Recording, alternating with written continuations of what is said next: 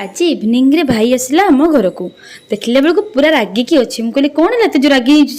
ना कहनी दुकान बजार सब बंद अच्छी आ गोटे खाइबी बोली किसी गोटे पाइले मार्केट रे मुझे ए कथा हो तो बस मुझे कौन गोटे कर दूची मुझे जल्दी करके दे मतलब बहुत जोर भोक लगे चिड़चिड़ भी लगे मुझे ठीक अच्छे बोले कौन करके देवी रे तो सागे सागे न करके देले भी से रागिज भोकरे तो बेस समय बसैला मैंने भी मुंड गरम आहरी हो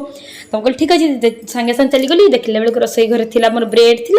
एग भी थी तो एग को सीझेदेली सागे सागे एग तो 10 मिनट सीझीज तो एग सीझेदेली ब्रेड को ताबारे भाजी पकईली तो मुझे कहली सैंडविच करदे बहुत शीघ्र जल्दी भी हो सैंडविचटा तो ताकू मुझे सागे सागे रेडी करदेली अंडा को पिस पिस काटिदेली काकुड़ी भी थी फ्रिज रे ताकू आनिकी पिस पिस काटिदेली काटिदेकी पियाज काकुड़ी आउ मुझे रखी आमर राति खाइापी पखाड़ सहित अंडा भुजिया तो ताकू अंडा भुजिया का पकईदेली पकई देकिना मुझे रेडी करदेली रेडी कर जेहेतु मुंड चिड़चिड़ अच्छी मुझे देखीदे स्माइल चित्रटा मुंडा स्माइल आसो मुहरे तो मुझे करके